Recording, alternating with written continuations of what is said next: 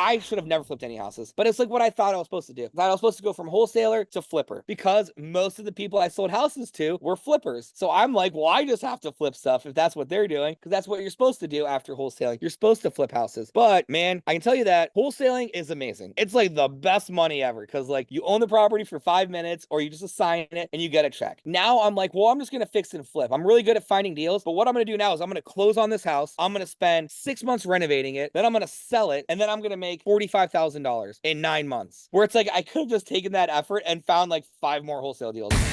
This topic, what I'm talking about a little bit, is deal analysis mastery, how to determine your offer and best exit strategy. And I want to spend a couple minutes talking to you guys about like terms you need to know. Now, these terms are different. These are terms that you guys maybe don't hear a lot. I don't want you guys to just think like wholesalers. I don't want you guys to think like regular real estate investors. I want you to start thinking differently. And when I say differently, I want you to start looking at stuff with more long-term planning in mind. Now, like, what does that mean? Well, we talk about this in the academy a lot. I know, Steve hears it. I don't know if any other academy people are in here, but they hear it a lot. It's like I'm not buying real estate for what it is. I'm buying real estate for what it's going to be. And part of the formula when it comes to buying these deals is I want to buy in markets that are appreciating. And real estate is typically always going to appreciate. And some areas more than others, depending on demand drivers and whatever jobs and things like that. But I also want to look at it in a way to where how can I not only get the natural inflation that this property is going to do, but how can I also force the appreciation? How can I make changes to this property to increase the value where I don't have to wait for the market to decide it's worth more, where I can double dip this appreciation, right? So the area is going to appreciate 5, 4, 5, 6, 7%, but I'm also going to make these changes that's also going to make it worth more even faster. One of the biggest ways that we can do this is by taking a property or taking and looking at these deals that we look at, right? Because we're looking at lots of deals, and take something that's functionally obsolete, which is right here, functionally obsolete, the reduction of an object's usefulness or desirability because of an outdated design feature that cannot easily be changed or updated. Basically, how things were back in the day for these houses that we're buying is just not how things are currently, what homeowners and buyers are expecting nowadays. Here's an example of taking a property that's functionally obsolete and forcing the appreciation. Back in the day, people loved defined living spaces. They loved a formal dining room. They loved the living room. They loved their one bedroom. They loved whatever. But nowadays, and then this one bedroom would rent for about $900 all fixed up. So what I want to do is force the appreciation by making changes that give me the highest ROI. Now we walk into apartment 1. No longer is it just a big hallway. I added laundry on the first 4 units. That was something that was never there before. Back in the day, people didn't really care about laundry. It just wasn't a thing that was thought about. But now I took this hallway, which is still plenty big, and I have a washer and dryer in there. Value goes up. Next thing is over here where this kitchen is. This was the dining room, but now this is the way that the world is today. Like we don't really sit down and eat meals the way we used to. And this is also a 2-bedroom apartment where it's not really like a family. Like typically young professionals rent in this area. So we look in here and I made this the kitchen. So we got cabinets, we got a little spot for an island, we got this refrigerator, stove and everything, refrigerator and sink. And we took the old spot where the kitchen was and we made that a bedroom. So now we have a 2-bedroom with laundry versus a 1-bedroom without laundry. Now this 1-bedroom, like I said, would have rented for about $900. Oops. Well, I rent this 2-bedroom for $1,595.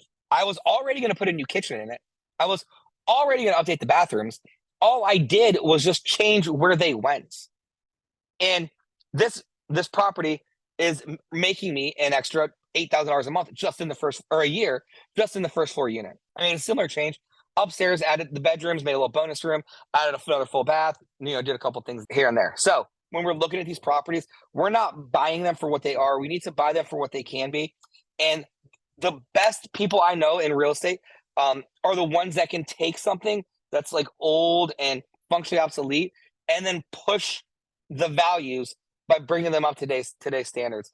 So This is it right here, guys. This was an example of just um taking something functionally obsolete and increasing the value and forcing the appreciation.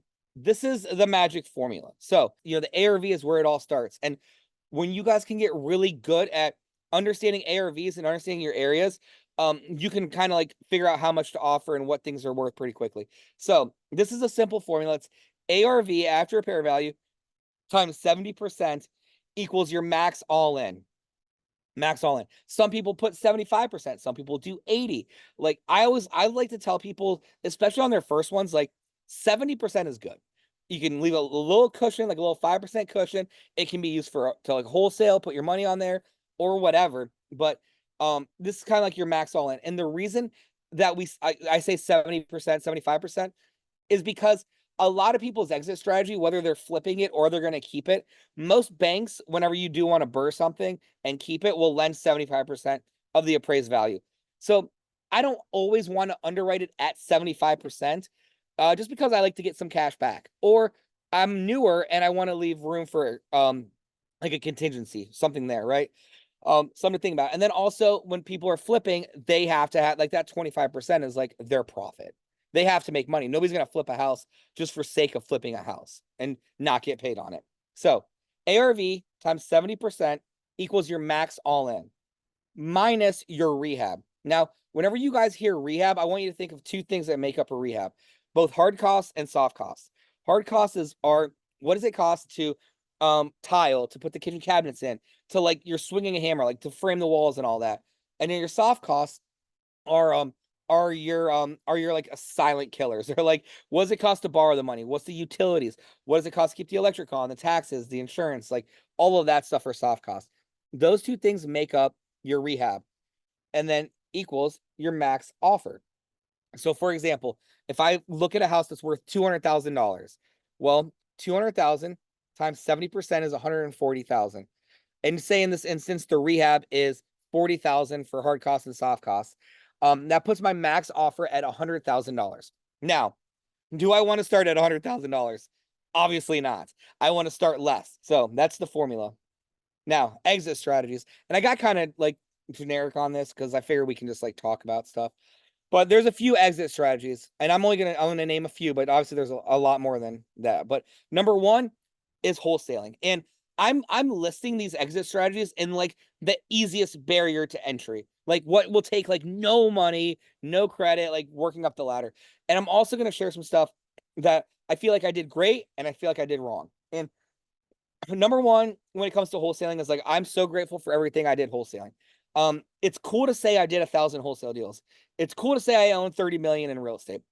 But looking back, I should have used wholesaling as a tool instead of like making a big business out of it. I should have used it to clean up my credit, to meet people, to network, to just to really understand my market and understand stuff like that. And then after I had cleaned up my credit and saved some money, I should have transitioned from wholesaling to buying and holding. Because remember I showed you the cash flow quadrant in the beginning? We've all seen it. You look at like a chiropractor, an orthodontist, or whatever. Like these people like make good money. I was making a couple $100,000 a year wholesaling, but I was still kind of like trading time for money. And I wanted to get into real estate, so I didn't have to trade time for money. So I could build a system that could like work without me. And and nowadays if I was still wholesaling, I would have done it a little bit differently with virtual assistants.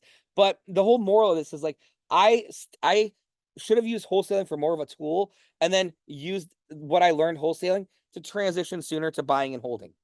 Instead, what I did was the next method. I went from wholesaling to fix and flip because most of the people I sold houses to were flippers. So I'm like, well, I just have to flip stuff if that's what they're doing, because that's what you're supposed to do after wholesaling. You're supposed to flip houses. But man, I can tell you that wholesaling is amazing. It's like the best money ever because like you own the property for 5 minutes or you just assign it and you get a check. And now I'm like, well, I'm just going to fix and flip. I'm really good at finding deals. But what I'm going to do now is I'm going to close on this house. I'm going to spend 6 months renovating it. Then I'm going to sell it. And then I'm going to make $45,000 in 9 months. Where it's like, I could have just taken that effort and found like 5 more wholesale deals or found something easier than flipping houses. I should have never flipped any houses. That was like, but it's like what I thought I was supposed to do. I thought I was supposed to go from wholesaler to flipper. I'm flipping a house right now. I talked about earlier, but I'm only doing that for content for the internet. So follow me on Instagram if you want to see my house and watch all that stuff along the way. I'm doing it now for different reasons that don't involve money. The next method you'll hear about is it's not really a method. It's more of like a strategy, but it's like short-term and mid-term rentals. People have heard of that. You underwrite the deals for markets that might be good for mid-term and short-term. But after short-term rentals, it's buy and hold. And I love buy and hold because like this is why I got into real estate. And I'm going to start off by saying that anybody who tells you owning real estate is passive is just lying to you, because it's not. You can get it to as close as passive as you possibly can, but it is going to take some work in real estate. Unless you're investing in syndications as a LP, a limited partner, it's just not going to be all the way passive. So I love the buy and hold, and specifically, I love the BRRRR method, like JW was talking about a second ago. Like, and that's where you buy, renovate, rent, refinance, repeat. It allows you to just kind of like recycle the same money over and over again and buy more deals. But in addition to those strategies that I mentioned, there's a lot of other ways. Like again, like there's Airbnb arbitrage, rental arbitrage, creative financing, sub-2 land contracts, buying notes. You can flip notes, lease options. You could buy storage units. You could do Section 8. You could do, which I think Section 8's the worst thing you could ever do. You guys have all seen the guy out there talking about Section 8. It's garbage. Don't do Section 8. Anything that you buy that you're going to Section 8 is going to be an area that's not going to appreciate. And buying for cash flow is one of the biggest mistakes you could ever make. You want to buy for the good areas that will increase in value, because that's how you make millions, but whatever. Apartments, hotels, astro flipping, gator lending, assisted living, whatever. Like there's so many different ways to do it. But the most important thing I want you guys to understand, and you can make money doing all of these things. All of these are amazing. They're all great strategies in real estate. But the number one thing I want you guys to take away and to know is like where you focus your time and attention matters. Okay. So you can make money doing any of these things. What I need you guys to understand is that you guys, especially right now, just with the internet, way things are and access to information and whatever, it's so easy to get distracted. It's so easy to just like want to do the next thing or whatever. But it's so important, guys, to just stay focused. And I believe that people have drastically underestimated the amount of output and the amount of effort and the amount of touches it takes to get a deal, to do great things. Like, don't get me wrong. We've had people in the academy that have done wholesale deals and made 75,000 in their first month, 25,000, whatever. And I congratulate them. I'm like, that's amazing. And some of you guys might be on here and you hear the stories. Hey, they did all this really quickly. And then there's somebody else on the call watching, listening, that's like, man, I've been doing this. I've been on DealMachine. I've been on fill in the blank for 8 months and I haven't done anything yet. Cool. That's okay. But the one thing that I can promise you is that you will never do a deal if you stop. And being consistent and taking action every single day is the game changer. That's just what separates the people that are going to do it versus the people that don't. And like while we celebrate the wins and the people that do deals quickly and whatever else, I always remind them like that's just not typical. Like cool, congratulations, you got lucky, but it's not always that easy. But nothing that's worth having, none of this stuff comes easy, but it's worth it. It's not hard. It just taking consistent and just repping it out and just going over and over and doing this, because like what's the alternative? Like we just go work 50, 60 hours a week for somebody else that doesn't really care about us, that's just going to replace us whenever we want to leave. Like there is no other option for me and for you guys. Like, and another thing I want, I'm dropping a lot of the one things, the one of many things I want you guys to know is like, it's okay to get tired. It's okay to be discouraged. It's okay to whatever. But DealMachine does these calls, like their support, their office hours are amazing. These calls that they do every week are amazing. And it's okay to get discouraged. It's okay to get tired. It's okay to whatever. But you come back to calls like this that they host on Wednesdays, and you come back to office hours, and you come back to their community. You come back to get filled up again, because the world will just beat the shit out of you every week.